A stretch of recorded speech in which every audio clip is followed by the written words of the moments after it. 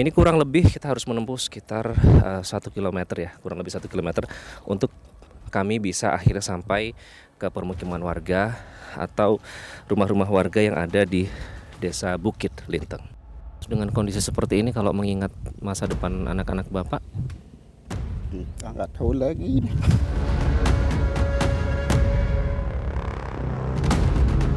ini adalah satu-satunya cara untuk menyeberang dari sebelah sana menuju ke desa seberang.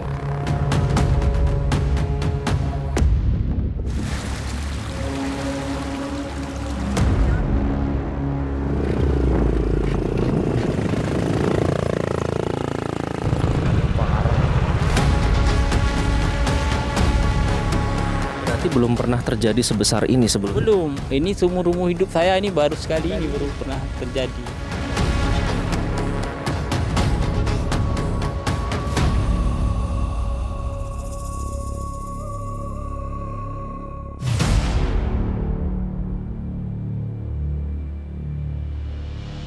Delapan belas daerah kabupaten kota atau sekitar 78% dari total wilayah di Provinsi Aceh luluh lantak diterjang banjir bandang. Kondisi ini membuat sejumlah wilayah di Tanah Rencong sulit ditembus.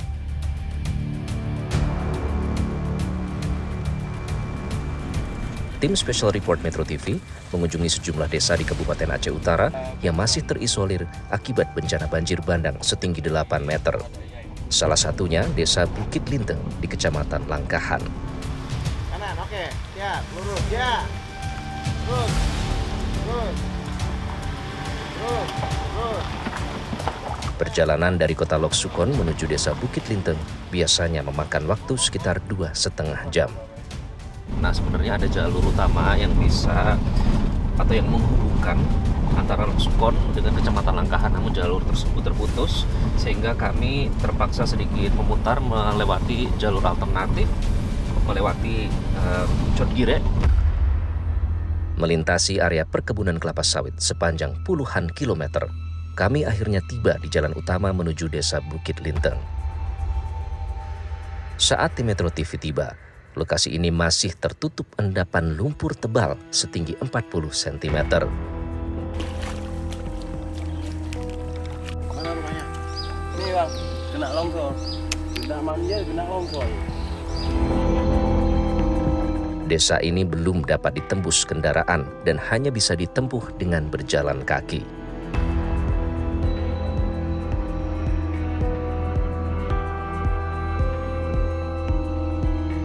Inilah jalan yang harus kami tempuh untuk menuju ke rumah-rumah warga yang ada di Desa Bukit Linteng.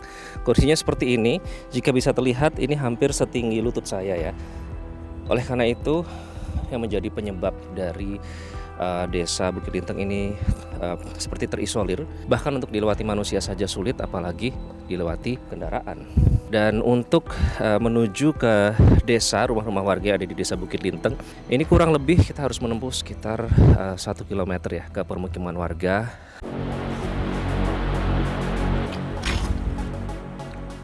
Di sejumlah titik menuju desa juga masih terdapat sisa-sisa genangan air yang arusnya cukup deras.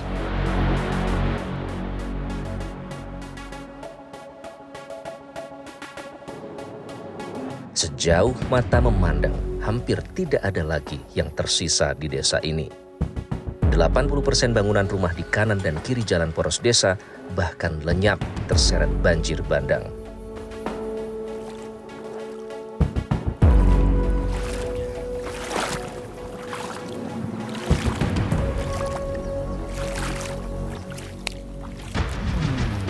Skala dahsyatnya bencana banjir yang menimpa desa ini terlihat tadinya ini adalah rumah, menurut kesaksian warga tadinya adalah warung ya, namun kemudian tersapu oleh banjir hingga menuju ke sebelah sana dan tersangkut oleh mobil. Kita bisa lihat ada mobil PDAM di situ tadi. Menurut warga itu adalah mobil PDAM, dan rumah itu kenapa tidak sampai hanyut karena tersangkut oleh mobil PDAM yang ada di sana.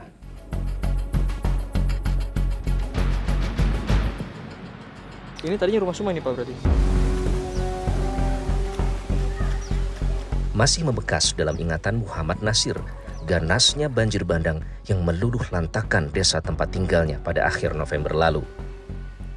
Namun, berbekal pengalaman pelatihan penanggulangan bencana, pria paruh baya ini dengan sigap mengevakuasi warga ke tempat aman menggunakan speedboat dan sampan milik masyarakat.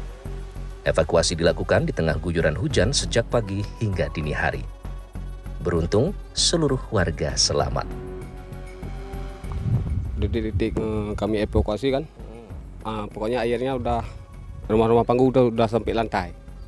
Waktu kami evakuasi jam 6 pagi, kami mulai. Kami usikan ke sana, ke bukit sana, ke shelter sana. Secepat apa Pak waktu itu? Kalau nggak salah 1 menit lebih 1 jengkal lah. Nah, tertinggi bisa sampai berapa Pak ketinggian banjirnya waktu itu? Sekitar 8 meter. Pokoknya kami pulang dari ujung karung sana habis kami evakuasi jam 2 malam. Pokoknya kami kesasar sini. Tiang listrik nggak ada lagi, kayak pohon-pohon ini kayak gini nggak ada lagi. Udah kayak laut. Rumah Bapak di mana? Di sana. Rumahnya udah hanyut semua. Barang-barang rumah kan, baju, kolokas, mesin nyuci, hanyut semua. Kita nggak tahu kayak mana lah ke depan tuh kan. Dengan kondisi seperti ini, kalau mengingat masa depan anak-anak Bapak, Kita nggak tahu lagi.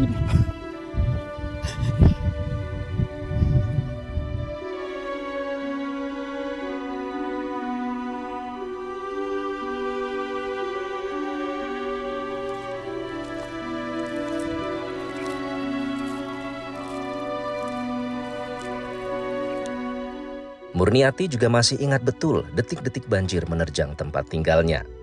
Murniati hanya bisa pasrah, tatapannya terlihat kosong dan putus asa menerima kenyataan pahit bangunan rumahnya yang dulu kokoh berdiri, kini hilang tak tersisa. Masih ada Bu rumahnya? Enggak ada lagi. Hanyut semua. Menyelamatkan barang-barang nggak Bu? Enggak. Waktu keluar dari rumah sendiri-sendiri naik ke perahu. Terbayang ke depannya seperti apa Bu? Mungkin ada rencana mungkin? Enggak tahu. Meski desa ini sudah porak-poranda, sejumlah warga tampak masih ada yang lalu lalang menembus jalur lumpur untuk mengais sisa barang berharga yang masih bisa digunakan. Ini mau kemana Pak?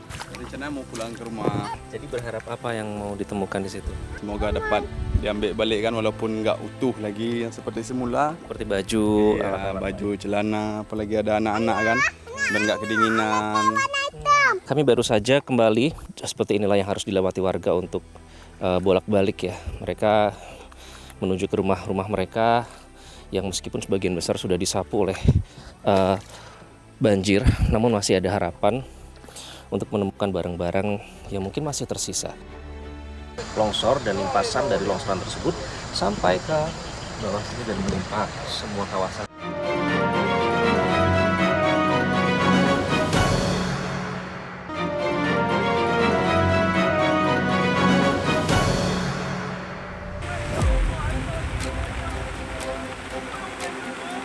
Tiga desa di Kecamatan Sawang lenyap diterjang banjir bandang pada 26 November lalu. Salah satunya Dusun Lok Pungki di Desa Gunci. Warga panik menyaksikan luapan air bah yang tiba-tiba naik ke permukiman mereka.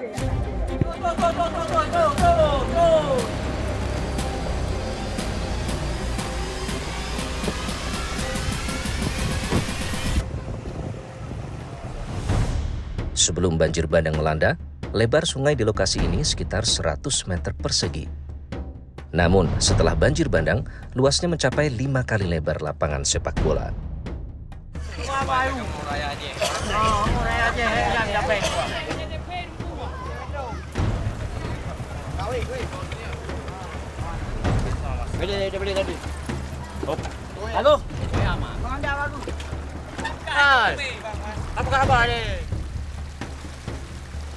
Ini adalah satu-satunya cara untuk menyeberang. Seperti terlihat kita harus menggunakan rakit seperti ini. Ini rakit yang kita lihat kayu disusun, kemudian di bawah ada tong-tong dari plastik yang kemudian dibentuk sedemikian rupa untuk menjadi rakit. Dan tentu membutuhkan bantuan warga yang ada di sini untuk mengendalikan laju dari rakit ini. Dan ada 2 tambang di sini untuk memastikan bahwa rakit ini memang melaju ke tempat tujuan. Ini tidak terlalu deras, tapi kalau pada saat arus deras itu tentu bisa membahayakan mereka yang naik di rakit ini. Dan ini adalah satu-satunya cara baik bagi warga untuk berpindah tempat dari sebelah sana menuju ke desa seberang, ada 4, dan juga untuk mendistribusikan bantuan. Rakit menjadi pilihan utama warga karena lebih dekat menghubungkan 2 desa di Kecamatan Sawang. Jalur alternatif lain harus memutar di wilayah Kabupaten Biren.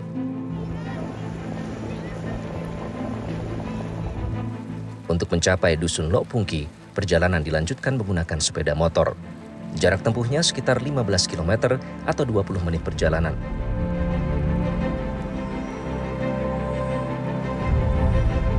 Terima kasih, Bang. Jadi ini aksesnya termasuk deras ya harusnya, Bang, ya sekarang ya.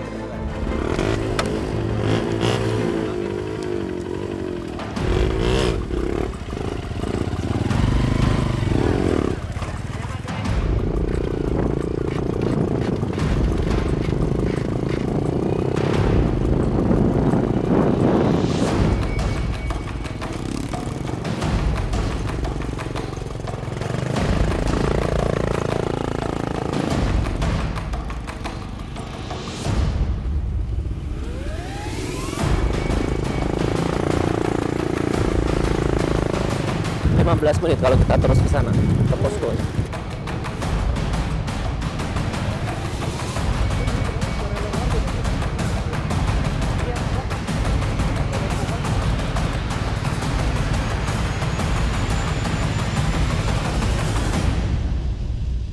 Gimana, Mak? Datang ke situ, ladang ya. Dari Sangkepor itu sini, Bang, 2 kilo nih, Bang. Di atas sana itu tadinya dataran juga, namun akhirnya longsor dan limpasan dari longsoran tersebut sampai ke bawah sini dan menimpa semua kawasan yang tadi kita.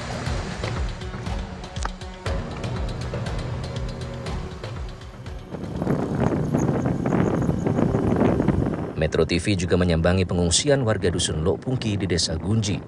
290 jiwa menempati lokasi ini setelah permukiman mereka diterjang banjir. Jadi ini pengungsiannya, kita sudah sampai. Baik, terima kasih Pak. Saya ingin lihat dia dulu ya Pak ya. Terima kasih.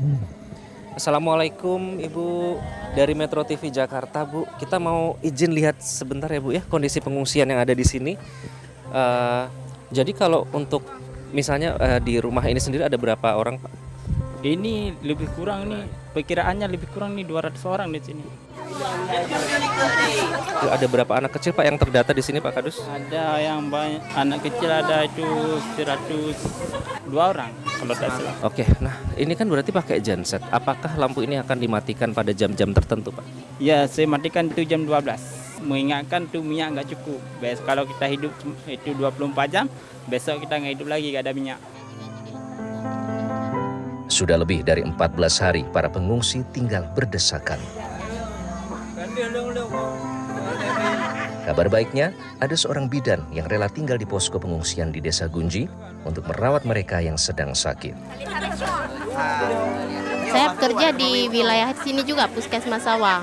Di Puskesmas Sawang. Kebetulan saya orang kampung sini, jadi saya membantu saudara-saudara masyarakat di sini. Waktu penanganan pertama saya bawa obat pribadi saya, membantu supaya masyarakat di sini stamina ya sehat-sehat gitu kan. Maksudnya membantu memberikan obat pribadi dari diri saya karena melihat kondisi masyarakat di sini sakit. Karena ini kan masyarakat saya, keluarga saya ikhlas membantu. Warga juga mendirikan dapur umum.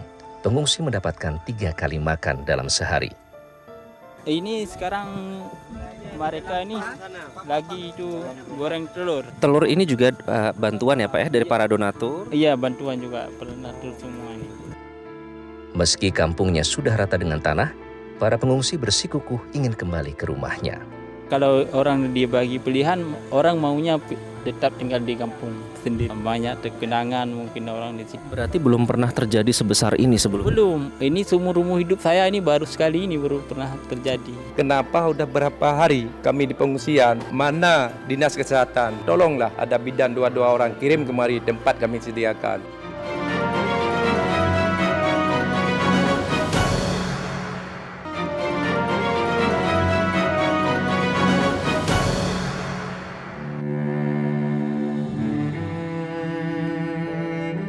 Terputusnya sejumlah akses menuju desa Bukit Linteng membuat penanganan bencana di wilayah ini seolah tidak tersentuh. Ini siang tadi ya? Tidak heran jika ribuan pengungsi korban banjir bandang di desa Bukit Linteng saat ini mengandalkan bantuan dari warga desa lain. Masih minimnya bantuan dari pemerintah setempat membuat kondisi para korban serta pengungsi di desa Bukit Linteng memprihatinkan.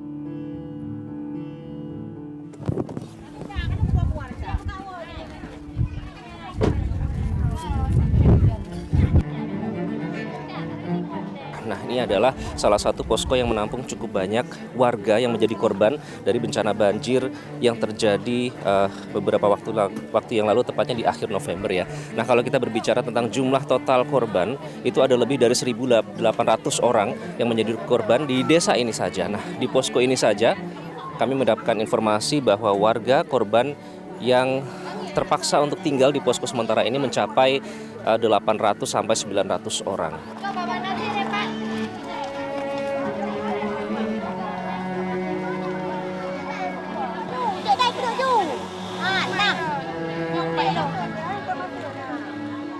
Saat Metro TV tiba, di lokasi pengungsian sedang berlangsung pembagian makan siang. Setiap hari petugas akan memberikan 2 kali jatah makan di waktu pagi dan siang. Ini pembagian nasi setiap jam berapa, Pak? Setiap jam 12, jam 6. Sehari berapa kali? Sehari cuma 2 kali. Ini yang dewasa cuman bisa makan dapat siang ya, kalau yang pagi untuk anak-anak? Iya, iya. Ini untuk siang-siang ini untuk anak-anak kami. Ya.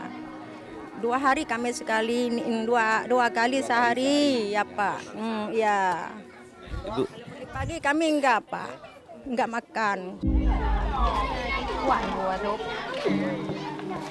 Pemberian makan terpaksa dibatasi karena stok logistik di lokasi pengungsian masih minim. Siang itu para pengungsi hanya menikmati hidangan nasi putih dengan lauk seadanya, yakni kuah sayur nangka muda.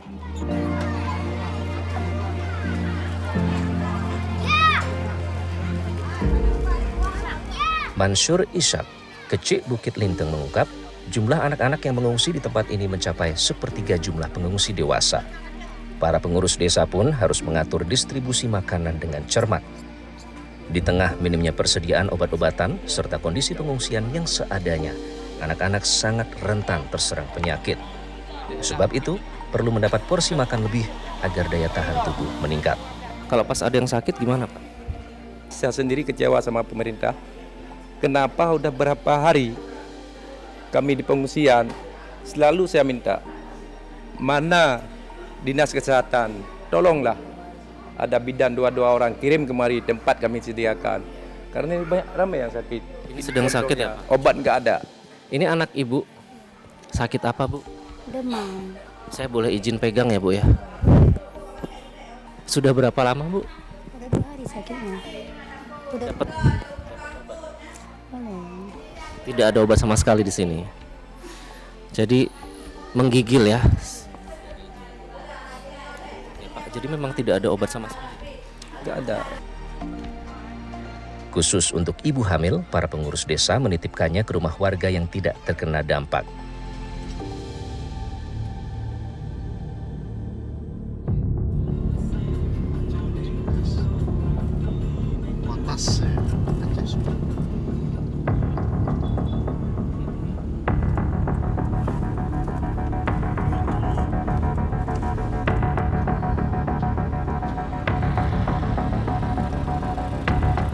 Jangankan di wilayah pedalaman, yang lokasinya berada di pusat kota saja, kondisinya juga memprihatinkan.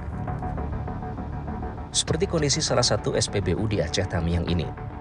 Ini justru terlihat seperti tempat parkir darurat ya. Kalau kita lihat ini mobil-mobil yang ada di sini, meskipun terkesan rapi, namun semua berlumur dengan lumpur karena besarnya bencana yang terjadi pertama kali menghantam daerah Aceh Tamiang ini, dan daerah ini juga yang sempat tertutup total dari akses dari dunia luar. Oleh karena itu, meskipun sudah seminggu ya, sudah sepekan pasca banjir itu terjadi, namun ternyata kondisinya masih luar biasa parah. Berdasarkan data Badan Nasional Penanggulangan Bencana per 8 Desember, Aceh Utara menempati urutan tertinggi ketiga jumlah pengungsi terbanyak di Provinsi Aceh.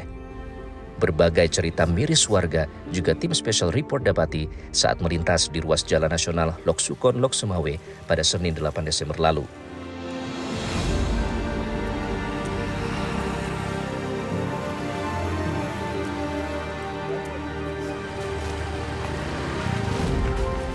Saat ditemui, Maulana Yasir bersama seorang sepupunya mengaku berjalan kaki ratusan kilometer dari Kuala Simpang, Aceh Tamiang menuju Kabupaten Bener Meriah. Bapak dengan 4 orang anak ini berencana pulang ke Kabupaten Bener Meriah untuk menengok istri serta buah hatinya. Maulana terpaksa berjalan kaki ratusan kilometer karena sejak bencana melanda, ia tidak memiliki penghasilan tetap. Perkebunan kopi tempatnya bekerja hingga saat ini belum juga beroperasi. Kondisi keluarga Bapak gimana Pak sekarang Pak? Yang di mana? Yang di Kuala Simpang ataupun yang tersebar di daerah yang terdampak banjir? Saya harus tinggalkan dia karena anak-anak saya nggak tahu udah makan atau belum. Di Pondok Baru, Bener Meriah. Saya nggak tahu udah berapa hari ini nggak jumpa sama anak. Nggak jumpa. Anak dulu saya selamatkan. Jadi mau nggak mau saya tinggalkan mereka, saya pulang ke Kuala Simpang, cariin orang tua masih ada atau enggak, aku nggak tahu juga kan. Ternyata Allah berkata lain,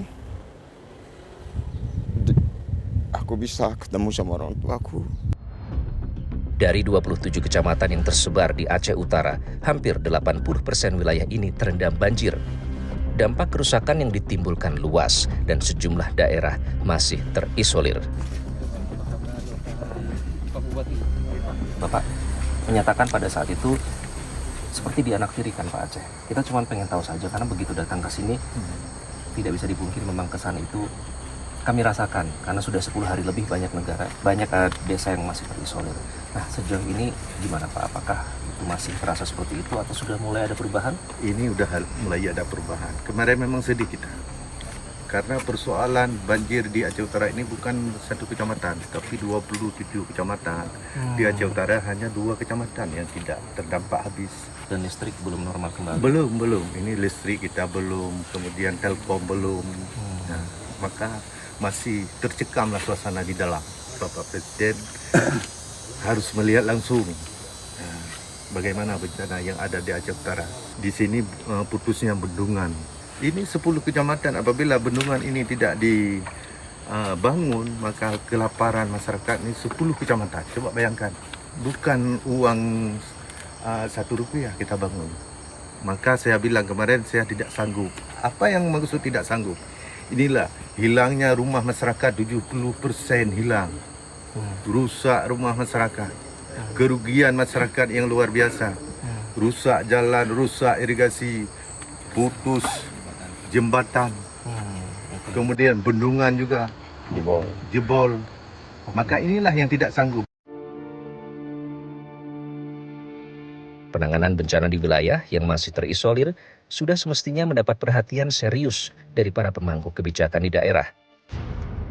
Upaya ini dilakukan agar pemulihan pasca bencana banjir yang menerjang Aceh dapat ditangani secara menyeluruh, merata, tidak hanya berfokus di pusat kota. Kolaborasi dan sinergi menjadi kunci penting tercapainya percepatan penanganan bencana di bumi Nanggro, Aceh Darussalam.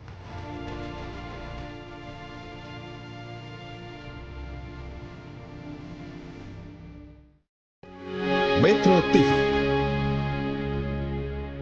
Jelajahi cara baru mendapatkan informasi. Download Metro TV Extend sekarang.